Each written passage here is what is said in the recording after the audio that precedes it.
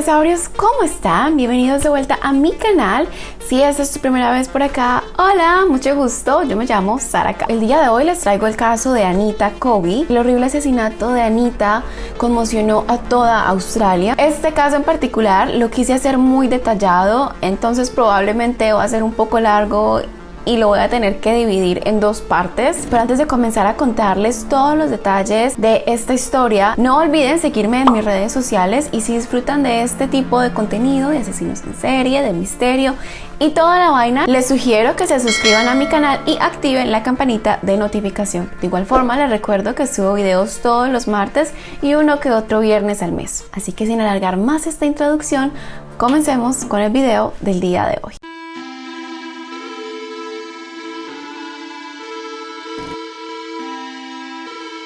Police tonight are investigating the killing of a young woman near Boston. The public fiction!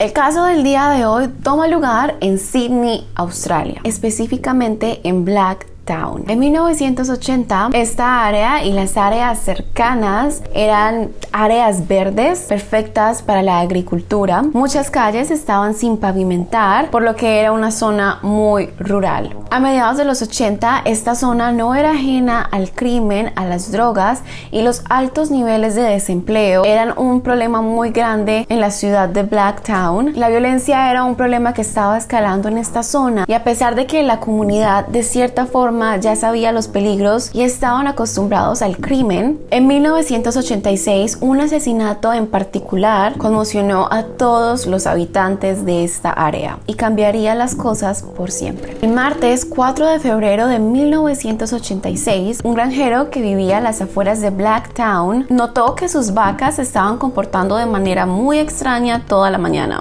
Cuando salió de su granja a esto de las 9:30 de la mañana, las vacas estaban reunidas en un punto específico de la granja. No le paró bolas, se fue, y cuando volvió 2 horas más tarde se dio cuenta que las vacas seguían reunidas en el mismo punto. Esto obviamente le pareció extraño y va a checar a ver qué están haciendo estas vacas locas. Cuando fue a ver qué estaba pasando, encontró el cuerpo sin vida, desnudo, de una mujer. El cuerpo de ella presentaba moretones y se podía ver que había perdido una cantidad considerable de sangre. El granjero corre de inmediato y llama a la policía. Las autoridades llegan rápidamente a la escena del crimen. Los detectives le preguntan al granjero que si él había visto o había escuchado algo extraño, o que se había escuchado algo inusual la noche anterior o en la mañana. El granjero dijo que sí. No recordaba si había sido el sábado en la noche o el domingo en la madrugada, pero que él había escuchado unos gritos que lo despertaron. Él dijo que los gritos parecían provenir de un camino llamado Ring Road. Este camino quedaba muy cerca a la propiedad del granjero. El hombre dijo que él no llamó a la policía cuando escuchó estos gritos porque no era algo inusual. A menudo parejas de jóvenes y adolescentes visitaban este camino. Era conocido como el camino de los amantes, y pues las parejas o adolescentes visitaban este camino especialmente los fines de semana, ya que era un lugar desolado y lleno de árboles, y pues él pensó que estos gritos eran de un grupo de adolescentes que a lo mejor estaban de fiesta. No le echó mucha mente y se volvió a quedar dormido. La policía toma su testimonio y deciden cerrar el área y comenzar a investigar la escena del crimen. Los detectives Ian Kennedy y Graham Rosetta del escuadrón de homicidios fueron los dos detectives al mando de este caso. Rosetta notó que el cuerpo de la mujer estaba tirado a 70 metros de la valla de los potreros y el suelo parecía estar bien pisado, o sea, habían diferentes marcas de zapatos, pues por decirlo así. Pero lo que quedó grabado en la memoria de este detective fueron los ojos de la víctima, que aún se encontraban abiertos. La mirada en los ojos de la chica nunca la olvidaré, esos ojos muertos. Podías ver que ella había sufrido un infierno. Era obvio para todos que la víctima había sufrido. La víctima estaba llena de moretones, estaba desangrada, y a pesar de que estaba boca abajo, los detectives pudieron ver que le habían cortado el cuello de una manera tan profunda que casi la decapitan. Siempre me incomoda decir como lo que le hicieron a la víctima. Y la única pertenencia que tenía la víctima era su anillo de bodas. Este anillo no se veía como un anillo de bodas convencional. Los detectives tomaron el anillo de la víctima y lo guardaron como evidencia. El detective Kennedy estaba seguro que este anillo en particular ayudaría a resolver el caso, ya que era un anillo poco convencional. Llevan este anillo a la estación de policía y rápidamente comenzaron a checar los registros de personas reportadas como desaparecidas. No le tomó mucho tiempo en encontrar el reporte de un hombre llamado Gary Lynch. Él reportó la desaparición de su hija de 26 años y no sabía nada de ella desde el domingo 2 de febrero. Él dejó una fotografía de su hija. El detective Kennedy reconoció el cuerpo de la chica gracias a la fotografía que Gary había llevado y el nombre de la víctima era Anita Colby. El detective Kennedy va a la casa de Gary Lynch y llevó el anillo encontrado en la escena del crimen. Cuando el detective llegó a la casa, lo recibieron Grace Lynch, la madre, Gary Lynch, el padre, y Catherine, la hermana. Los detectives entraron a la casa de Gary y cuando se sentaron a hablar con la familia, tuvieron una mejor idea de quién era Anita. Anita Lynch nació en Sydney el 2 de noviembre de 1959. Ella era la hija mayor de Gary Lynch, un artista gráfico de la Fuerza Aérea Australiana, y Grace Lynch, una enfermera. Cuando era adolescente, Anita participó en concursos de belleza y fue la ganadora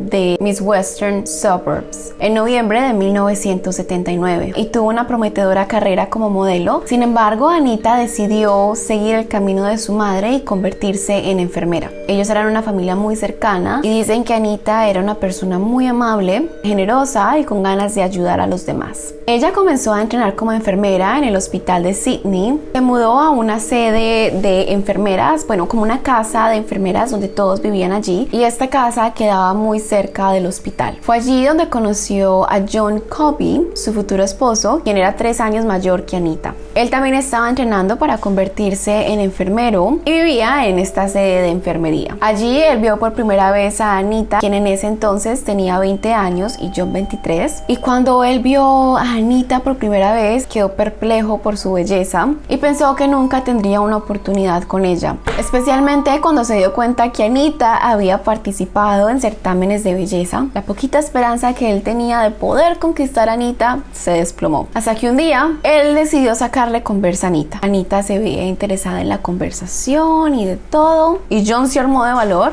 y la invitó a salir. Y el resto es historia. Ella se enamoró de él, se convirtieron en mejores amigos y pasaban todo el tiempo juntos. Un año después de ser novios, deciden casarse. Anita siguió trabajando en el hospital de Sydney, donde ganó fama por ser muy gentil con sus pacientes y porque se tomaba el tiempo de conocer a sus pacientes, de hablar con ellos y tratarlos con mucho amor. John siguió trabajando como enfermero en diferentes hospitales, como rotando, porque de esa forma ganaba más dinero. John comenzó a apostar en carreras de caballos y un día ganó una de estas apuestas, ganando así $10,000. John y Anita utilizan este dinero para viajar por el mundo y decidieron ir a visitar Estados Unidos. Terminan su viaje y se devuelven a Sydney a retomar sus vidas, su rutina. John estaba feliz con la idea de volver a retomar su rutina, su vida, pero Anita no estaba feliz. Ella quería seguir viajando, ella quería seguir conociendo nuevos lugares, seguir explorando el mundo. Quedó claro que Anita y John se encontraban en lugares diferentes mentalmente y querían cosas totalmente diferentes. Así que decidieron separarse por un tiempo para ver cómo les iba. John se mudó a la casa de su madre y Anita se mudó a la casa de sus padres en Blacktown. Anita tomó el apellido de su esposo y es por eso que se le conoce como Anita Colby. Pasaron 6 semanas después de su separación. El 2 de febrero de 1986, Anita se despertó temprano y desayunó con su madre, Grace. Anita le dijo a ella que llegaría un poco más tarde ese día, ya que iba a salir a cenar con sus 2 amigas después del trabajo. Anita se va a trabajar y la mañana siguiente Grace revisa la habitación de Anita, ya que no la había visto llegar y no sabía nada de ella desde el día anterior. Grace habla con Gary, le dice que Anita no había llegado, que no estaba en su cuarto. Gary le dice que a lo mejor se le hizo tarde y se quedó a dormir en casa de alguna de sus amigas. Grace dice, ok, tiene sentido, y los dos quedan tranquilos. Hasta que reciben una llamada ese mismo día, al mediodía. Era el hospital donde Anita trabajaba. Ellos le preguntaron a los padres que si sabían algo de Anita, ya que no había ido al hospital a cubrir su turno a la 1:30 p.m. El jefe de Anita, eso se le hizo muy raro porque ella siempre era súper puntual y nunca faltaba al trabajo. Grace y Gary se comienzan a preocupar porque era muy extraño que Anita no le dijera a nadie dónde estaba ni con quién se había quedado. Ellos empezaron a sentir que algo malo le había pasado a Anita. Les empezó a dar esa corazonada. El lunes 3 de febrero a las 6:30 p.m. Gary Lynch decide ir hasta la estación de policía para reportar a su hija como desaparecida y llevó una fotografía. Grace llamó a todos los amigos de Anita y nadie sabía nada. La última persona a la que llamaron fue a John. Él dijo que no estaba con Anita, pero que había hablado con ella el sábado y le dijo que se deberían de encontrar el domingo para hablar, pero Anita se rehusó y ya tenía planes de salir a cenar con sus dos amigas. Anita y John seguían en contacto, ellos hablaban todos los días por teléfono, pero después de escuchar que Anita estaba desaparecida y que nadie sabía dónde estaba, John sabía que algo andaba mal, porque Anita no era el tipo de persona que simplemente desaparecía y no le decía a nadie nada. John comienza a manejar a Blacktown, que pues siempre quedaba retirado, y él iba escuchando la radio, iba recordando cómo a Anita le gustaba escuchar a Madonna. Tenía un buen gusto la Anita, eso sí. Y de repente la música para y el locutor dice que el cuerpo de una joven había sido encontrado en una granja en Prospect, cerca de Blacktown. John detiene el carro y utiliza uno de esos teléfonos de emergencia. Recordemos que en aquel entonces no habían celulares y habían que encontrar teléfonos para poder llamar. Él llamó a la familia de Anita y ellos le dijeron que intentara llegar lo antes posible. Cuando John llega a la casa, se encuentra con Grace, Gary, Catherine y los dos detectives. Antes de que John llegara, los detectives le habían mostrado el anillo a Grace y a Gary para ver si lo podían identificar. Grace le dijo que sí se parecía al anillo que su hija usaba, pero que ese anillo estaba oxidado. Los detectives la corrigen y le dicen que el anillo no estaba oxidado, que eran manchas de sangre. Entonces estaban esperando a que John pudiese como identificar este anillo. Yo creo que la mamá sabía que ese anillo era de Anita, pero creo que se estaba aferrando a la idea de que su hija aún se encontraba con vida. Los detectives le muestran este anillo y John dice que sí, que ese es el anillo de Anita. Los detectives le dicen a John que si pueden hablar con él a solas y le preguntan que si puede ir a identificar el cuerpo a la morgue. John dice que no, que él no tiene la fuerza. Gary se para y le dice que él va a identificar el cuerpo de su hija. Los detectives lo llevan a la morgue. Cuando llegan a la morgue y le quitan la sábana al cuerpo, este hombre cayó al piso. Los dos detectives tuvieron que agarrarlo, lo sostuvieron hasta que él tuvo la fuerza suficiente para estar de pie. Y Gary de inmediato dijo: desearía decir que esta es la hija de alguien más, pero no lo es. El caso de Anita causó mucho revuelo en la prensa y en el público debido a la brutalidad de su asesinato. Kennedy le dijo a Gary que por favor hablara con la prensa y les contara quién era Anita, para así poder informar al público y mantener este caso en la luz del público. Él dijo que de esta forma, si alguien vio algo, sería mucho más fácil para ellos poder testificar. Los detectives empiezan a crear una lista de sospechosos. El primer sospechoso pues fue obviamente John Covey, ya que pues estaban pasando por un divorcio y de todo. Los detectives lo empiezan a interrogar. Empezaron preguntándole preguntas básicas, como por ejemplo qué había hecho el domingo en la noche. John tenía una coartada sólida. Él dijo que el domingo había pasado en la casa de sus padres y el lunes había salido a comer con su padre y un amigo. Las preguntas cada vez empezaron a poner más intensas y John en un momento dado del interrogatorio dejó de responder preguntas y lo siguiente que recuerda es que lo tenían contra la pared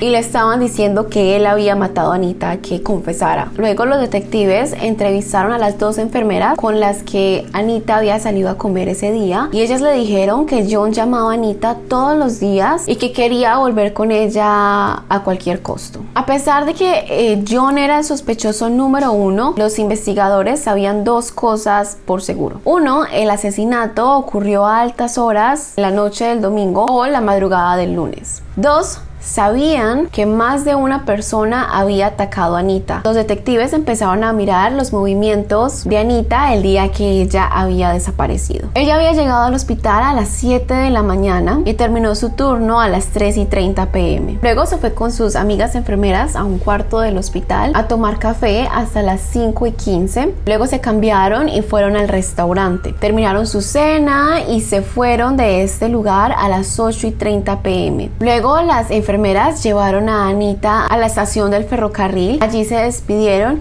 y esa fue la última vez que alguien vio con vida a Anita. Pero el miércoles 5 de febrero, la primera pista de este caso apareció. Un policía que recién había empezado a trabajar con esta institución había asistido al colegio con Anita. Él se estaba tomando este caso muy a pecho porque él fue el primero que habló con el padre de Anita, Gary. Él fue el policía que recibió la foto. Entonces él estaba decidido a capturar a los responsables de este brutal asesinato. Él comenzó a checar las llamadas que el público había hecho a la policía y encontró un mensaje en particular que le llamó mucho la atención. Un niño había llamado a la policía ya que él y su hermana habían escuchado gritos y cuando miraron por la ventana vieron a una mujer que estaba siendo forzada a entrar en un carro. Este hecho pasó entre la estación del ferrocarril o tren de Blacktown y la casa de Anita. Los policías no sabían con certeza si Anita había tomado el tren. Lo único que sabían es que sus amigas la habían dejado en la estación de Central Sydney a las 8:30 y ya. Entonces no sabían con certeza si esta era Anita, pero de ser ella, esto quería decir que la habían secuestrado apenas llegó a Blacktown. En las notas de la llamada decía que había sido realizada el domingo como alrededor de las 10 p.m. La policía respondió a la llamada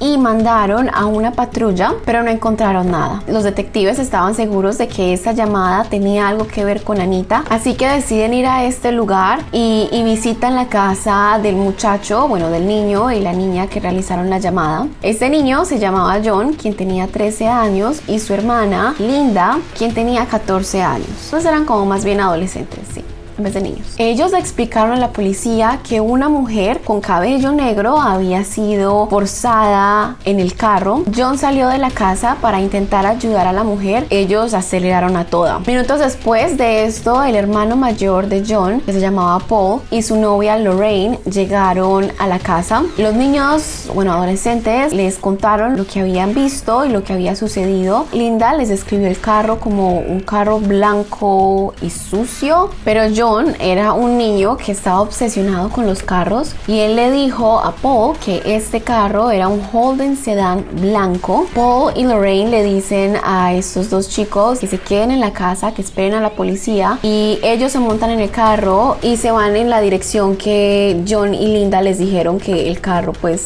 había tomado, y los llevó a un camino llamado Ring Road.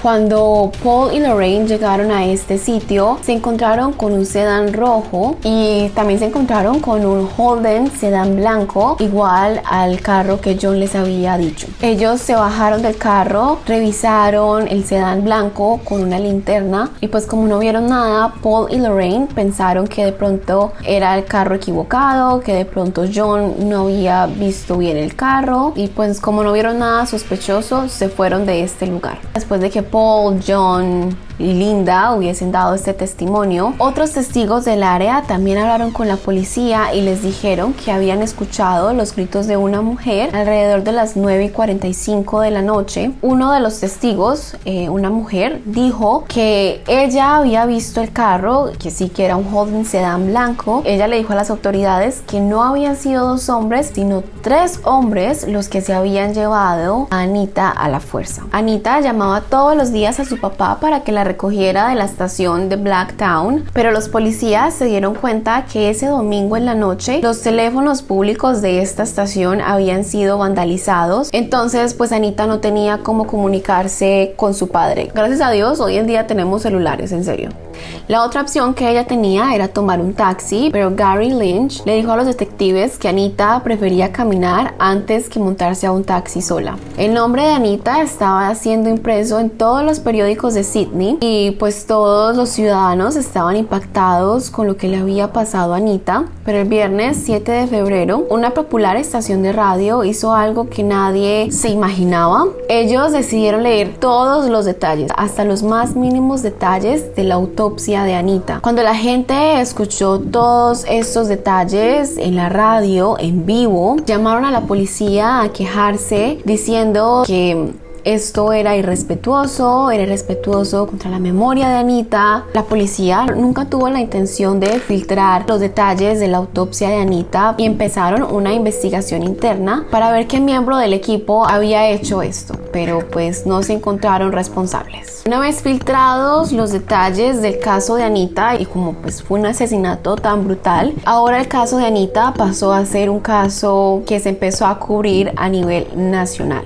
y las autoridades estaban sintiendo la presión de toda Australia para poder resolver este caso, así que empezaron a ofrecer dinero. Primero ofrecieron $50,000 para quien tuviera información o les pudiera ayudar a dar con el paradero de estos criminales. 2 días después doblaron la oferta. El domingo 9 de febrero, exactamente una semana después del asesinato de Anita, la policía realizó una recreación de los últimos momentos conocidos de Anita. Las enfermeras que salieron a cenar con ella ayudaron a los investigadores comprando el outfit que ella había utilizado esa noche, todo así exactamente. La prensa, los medios filmaron este evento y fue televisado con la esperanza de poder refrescar la memoria de alguien que haya visto a Anita. Lo único que se encontró fue que Anita había tomado el tren a las 8:48 y llegó a la estación de Blacktown a las 9:45, lo cual coincidía con los testimonios de los testigos que escucharon a una mujer gritar y ser secuestrada. Televisaron todo esto y no hubo como nueva información o información relevante que ayudara al caso, y no fue hasta el 11 de febrero que el investigador Rosetta obtuvo información que cambió el curso de este caso. Le reportaron al investigador Rosetta que el carro que los testigos habían visto, el sedán blanco, había sido robado el domingo 2 de febrero y la descripción de este carro coincidía con la de los testigos en Blacktown. Los responsables del robo de este carro fueron John Travers, Michael Murdoch y Leslie Murphy. Hay muchos John en esta historia ya, lo sé. El nombre de John Travers había sido mencionado en los primeros días de la investigación. Una llamada anónima le dijo a las autoridades que investigaran el perfil de John Travers. John Travers era un joven de 18 años quien vivía en un pueblo cercano a Blacktown. Él tenía fama de ser violento contra las demás personas y también se crió en un ambiente de abuso físico y abuso de drogas. 2 cosas llamaron la atención de los detectives. 1. John Travers estaba siendo buscado por un número de ofensas, incluyendo la violación de un hombre. Durante el ataque, John Travers mantuvo un cuchillo en la garganta del hombre mientras cometía el acto. Lo segundo que le llamó la atención fue una historia que la gente sabía o estaba contando acerca de Travers. Se decía que en el cumpleaños número 18 de este joven, él violó a una oveja y la degolló mientras estaba abusando del animal, y cuando terminó este acto horrible cocinó y se comió a la oveja. En la parte número 2 de este caso les voy a contar todos los detalles de lo que sucedió la noche que Anita desapareció y quiénes fueron los responsables de su muerte. Créanme, aún hay mucha tela que cortar, así que los espero por acá este viernes para terminar de contarles esta historia. Espero que tengan un lindo día y los veo este viernes. Bye.